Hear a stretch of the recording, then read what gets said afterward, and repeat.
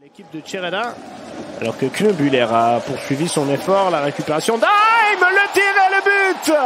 Ambry, après 2 minutes de jeu, qui ouvre le score pour le plus grand plaisir de son public. André Haim, suite à un bon travail préparatoire de Johnny Knöbuller. Et le gardien Flueller préféré ce soir à Weber, qui doit capituler sur le premier shoot cadré. On revoit. Il est absolument tout seul, il peut rentrer à l'intérieur de l'enclave. Noro et Marty, les deux défenseurs passifs en la circonstance, laissent 2 mètres de double supériorité numérique. Noro, la frappe et le but d'Andrighetto. À 5 contre 3.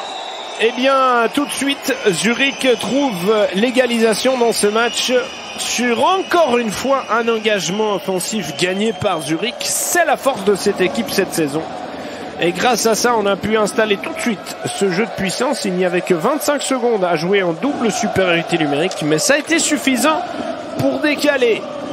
Andrighetto, il prépare son geste et boum, directement dans la lucarne. Assistance pour Malguin et Noro. Un partout. Et absolument déterminant. C'est le meilleur compteur avec 21 points sur les 28 premiers matchs. Attention là, ça c'est bien fait d'Azevedo. Fantastique. Le but d'Azevedo, l'ancienne star de KHL, qui est tout petit mais immense par sa technicité. Et là, son geste est fantastique pour venir déporter le gardien Kohn. C'est marqué le 2e but pour Zurich.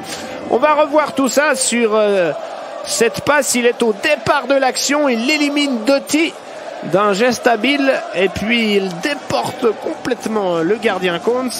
Très joli but. On va revoir ça. Ouais, c'est un toe drag là, comme aiment le dire nos amis américains. Il a ramené le puck avec la pointe de la palette, puis feinté le gardien Kohn. C'est donc qu'il donne pour la passe. On va tenter la solution personnelle et le but. C'est Macmillan qui s'est dit pourquoi pas s'approcher de la cage. Je ne suis pas attaqué. Eh bien je marque. 2 partout pour Ambry. L'égalisation. Brandon Macmillan, la joie pour lui, son 6e de l'exercice.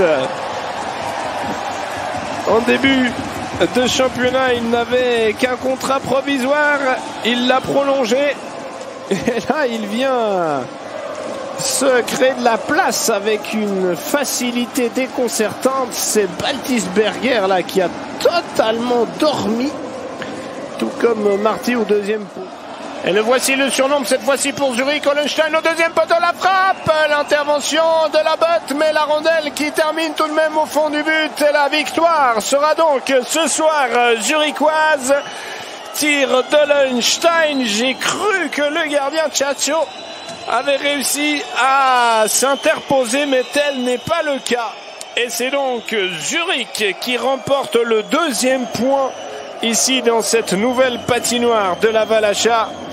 Succès pour l'équipe qui aura pas forcément dominé l'ensemble du match, car Ambry Piotta, depuis la 2e partie de la confrontation, a été tout à fait dans le bain.